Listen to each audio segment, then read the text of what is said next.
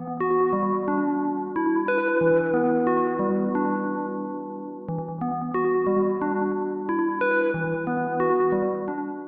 pilots and welcome to Season 4 of Flight Academy, brought to you by Out of Art Gaming. As always, my name is Phil.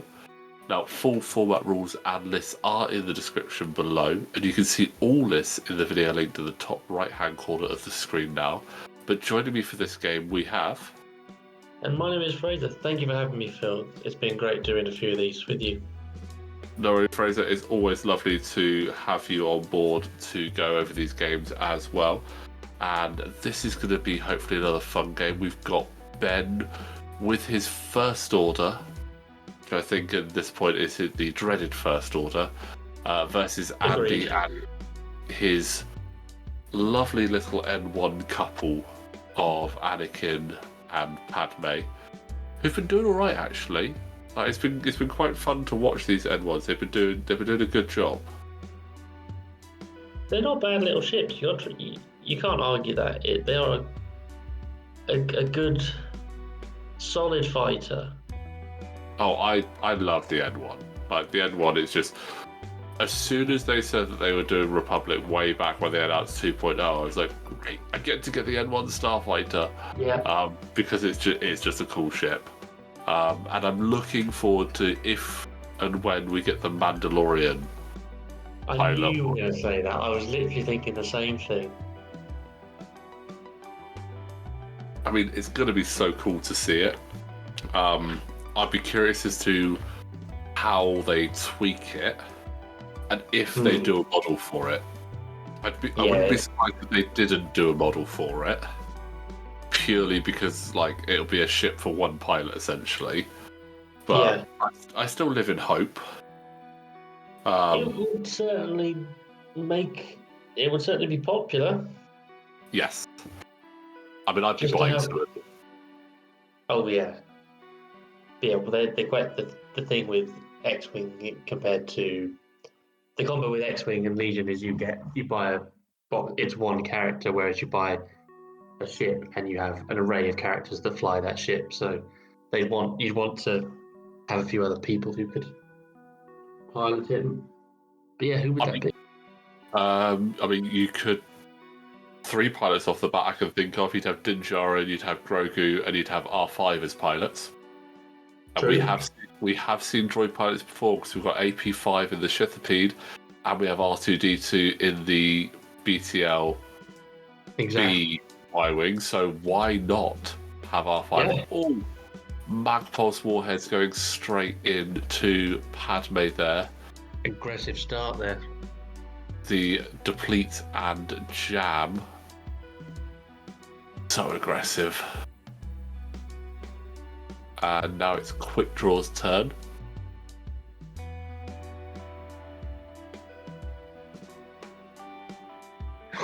Another 3.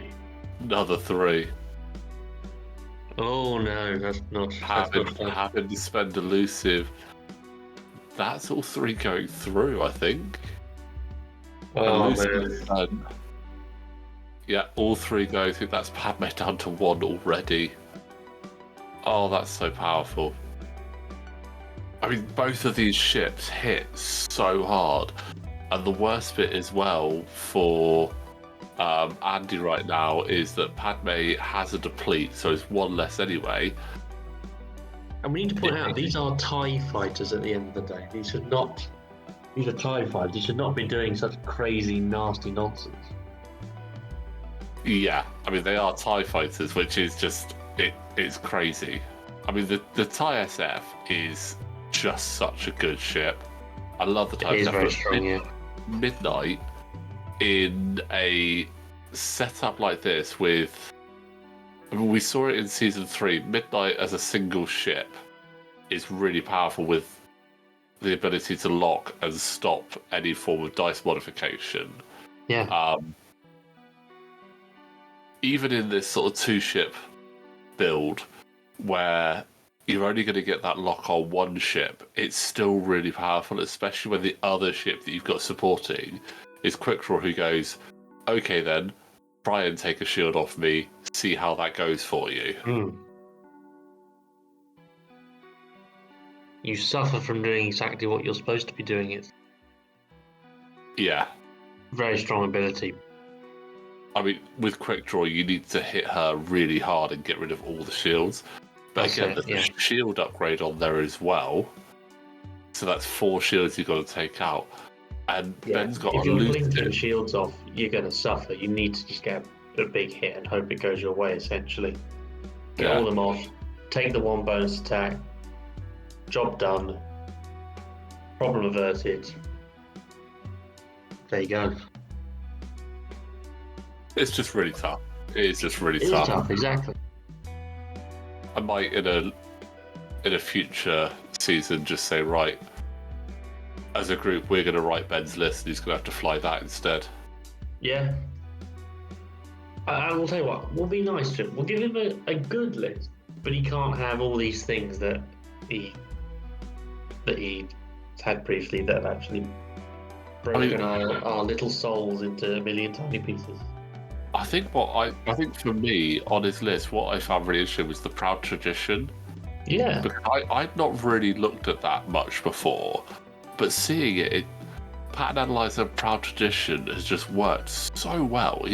He's doing like K-turns and sloops and talon rolls and red maneuvers, and then just go, all right, well, I'll Pattern Analyzer and still get focus and everything. And it's that consistency which is what has made it so powerful. I think what it is, we're almost scared of it, most of us, because we see the flip side of it, and you think, actually, that feels a little bit too easy to get us into the false tradition mode. But everything I've seen in play, it's actually not that easy. And it's easy for your opponent to forget that it has a flip side. Yeah. Because every time we look at it, go, oh, Power Tradition is really good. They look at it and go, hold on, you can kind of turn it off. And then I'm like, I always forget that there's the false tradition on the other side that you can flip it to. And you're like, oh, probably I could have triggered that at some point, I reckon. I'm almost tempted to have a game where the sole focus of the game is to flip the proud tradition into the false tradition. Yeah. Because you do get distracted, like massively.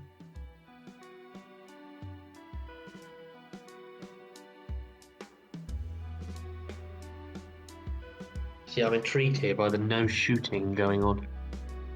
Well, Quickdraw is going to get a shot because she's got her arc in the rear. Yes. The question is, does she bend?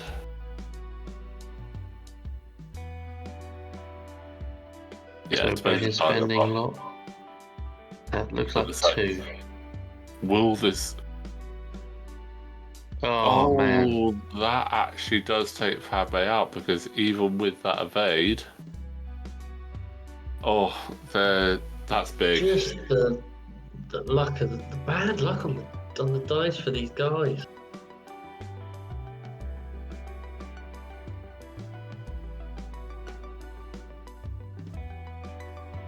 I mean, yeah, we're already down to 1N1, and I mean, that N1 is Anakin. He can barrel roll. He does have R3 aspect, and he does have proton torps. Proton torps can do some serious work. they absolutely can, but it's a hell of a lot of work to do. I mean, Ben has not even had a scratch of paint at the minute. Yeah. But that's a good... I do like that 3 talon roll there, bringing him back round. Yeah. He's already got the locks in place, so if somehow he is able to keep that... He is able to keep one of them within arc, he will get... Within range, he should get a proton torp off. But I think that... I don't think Quickdraw is going to stick in range. And Midnight is backing out, ready to come back in. I mean, Ben is making absolute expert use of the space there. Yeah. I mean, I don't want to be tempted to barrel roll again with a quick draw and just get right in the corner as well. No, I think we're going to see some crazy Proud Tradition stuff. So yeah, there'll be pattern analyzer to rotate. Yeah. Just the arc indicator bed. You don't need to rotate the ship as well. And there's the focus for Proud Tradition. Insane. It's a shame that it's out of range because there was an opportunity to potentially turn it off. And for those of you that aren't familiar as well with Proud Tradition, so the flip card, talent, you obviously set it with the Proud Tradition side face up. While you have 2 or fewer stress tokens, you may perform focus actions even while stressed. After you perform an attack, if you are stressed, the defender may spend 1 focus token or suffer a crit damage to flip this card. And then it becomes False Tradition, where you treat your focus actions as red. Yeah. So there is a combination that you have to get to be able to do it. So the ship with Proud Tradition does need to be stressed, and you either need to spend your focus or suffer a crit to do it. But it could be worth it. It would be really fascinating to see. Actually, I'm yet to see it play with it. Yeah. I'm curious if anyone has actually seen it play with it. Let's ask the viewers. Put down in the comments if you have actually seen a Proud Tradition be flipped into False Tradition. Yeah. I bet that changes the entire game. I really want to see it. Well, I mean, you just think suddenly you're not able to focus rotate on a TIE SF. Yeah. Or you just can't just focus with an FO. Yeah. Or you can, but it's red. You have to then think about it more.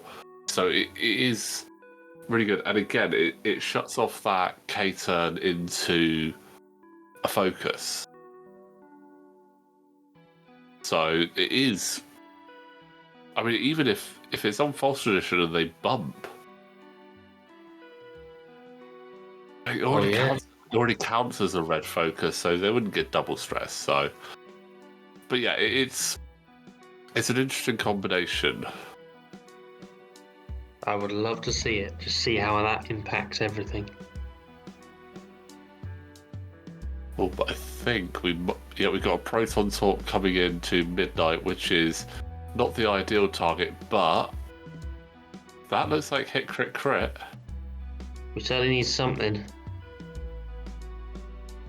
And that's 2 shields down on midnight. So, you know what? Considering he can't modify against It's midnight, good. Yeah. that was a good shot.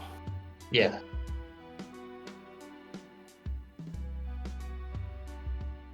I mean, Fanatical is now live for midnight, which is Midnight, yeah. A very scary card. It's a really good card.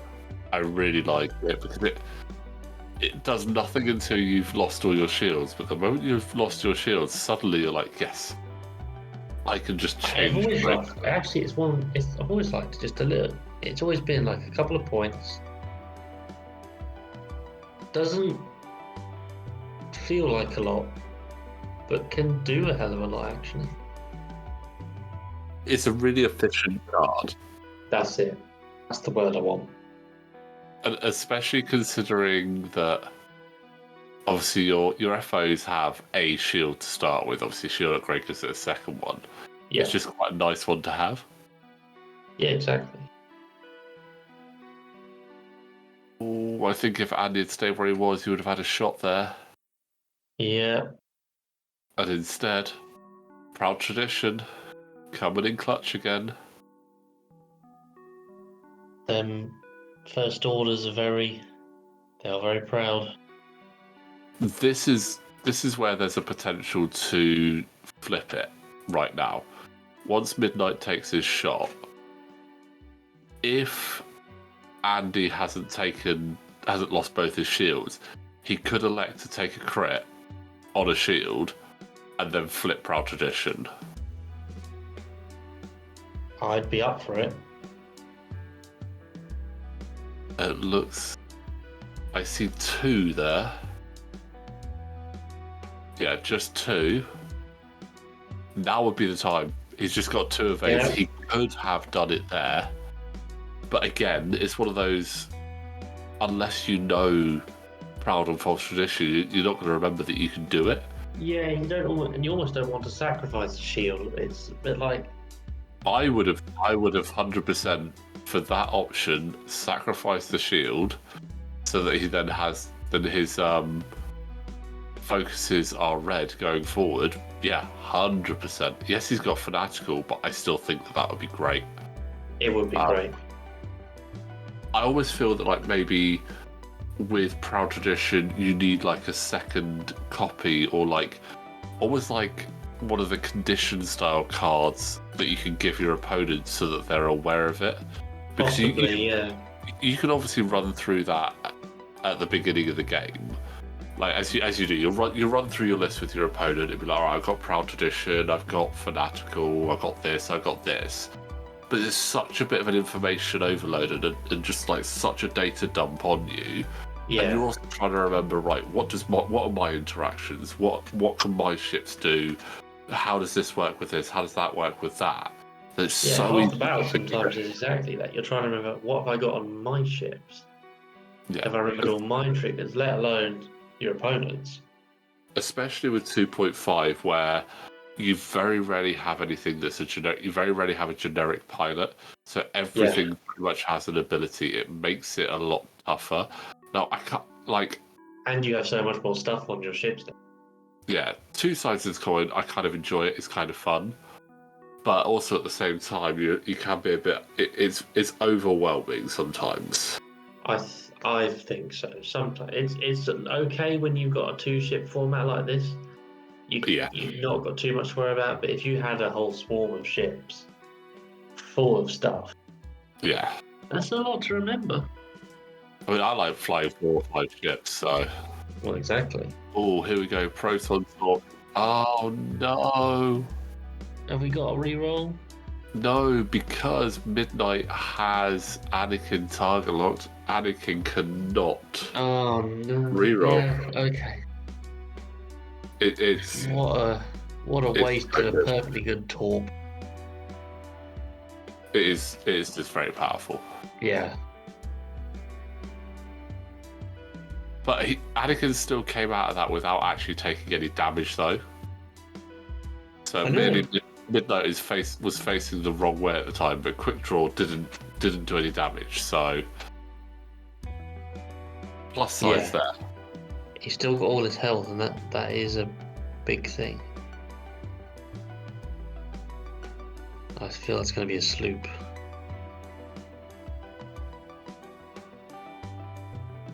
Yeah.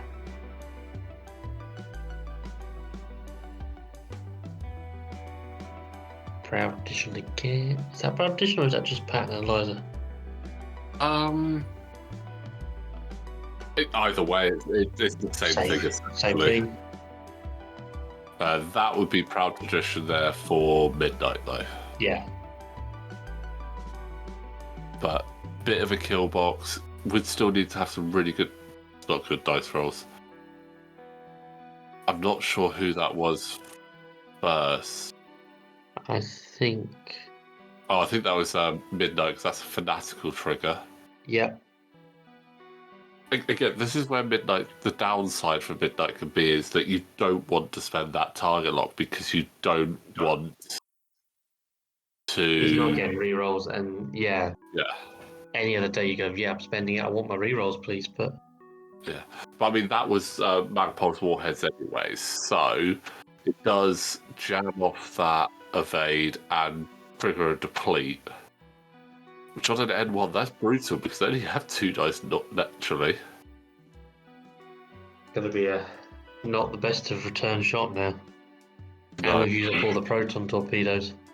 Yeah, and there's 3. Oh, that's gone through all 3 of them. Yeah.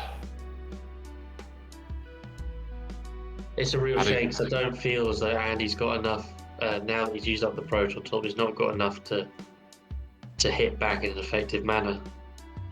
No, and there's only 30 seconds left anyway, so he can't. Yeah, he's not going to be able to get the win. He can possibly half point. No. Do they get the dial? Oh, they get the dials down just in time for one more round.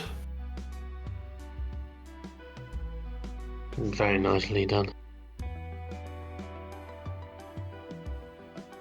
Although I feel this is the opportunity that Andy doesn't want to give Ben to just strip that last bit of health off him. Yeah, and take maximum points for this round. As we said, it's 3 points for a win, a bonus point for each ship you take off the board. So yeah, each player has a maximum of 5 points at their disposal. The biggest score you can get is 5 points for one and 2 points for the other player if you get simultaneous fire. True. Or if you just dead man split.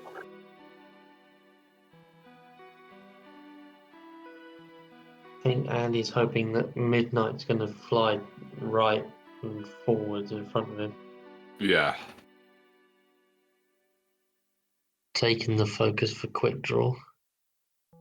And... Oh, it's a bump. oh. He called that very well. Yeah, so it does mean that unfortunately Andy's going to have to shoot in at Quickdraw, which is not ideal. It is not.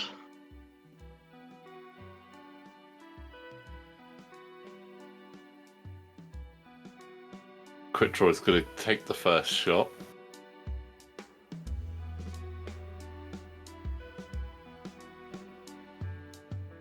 Oh, it's a good shot. That is. I mean, that was a good enough shot. That is. He got the two of these. He had two dice and it wasn't. He couldn't have done it. Yeah. Oh, that was Brilliant. tough. Feel for Andy there. Yeah. I mean, Anakin worked his socks off, Yeah. but in the long run, those FOs are just super tough. I think once the torps were gone, he didn't have enough firepower to do any real damage, sadly. Yeah, well done to both players and well done to Ben for another win. But let's have a quick look at the table. So Josh is currently at the top with 24 points. Ben does have one game more to play and is on 23. I've managed to push myself up into third on 13 points. Scott right there with 12. Then it's Connor and Andy with 11, Madbots with 7, Wes on 6, and Fraser, you have 3 points at the moment, but still 2 games for most of us to play. So still plenty of time to score points. But Fraser, thank you very much for joining us. And guys, again, thank you so much for watching.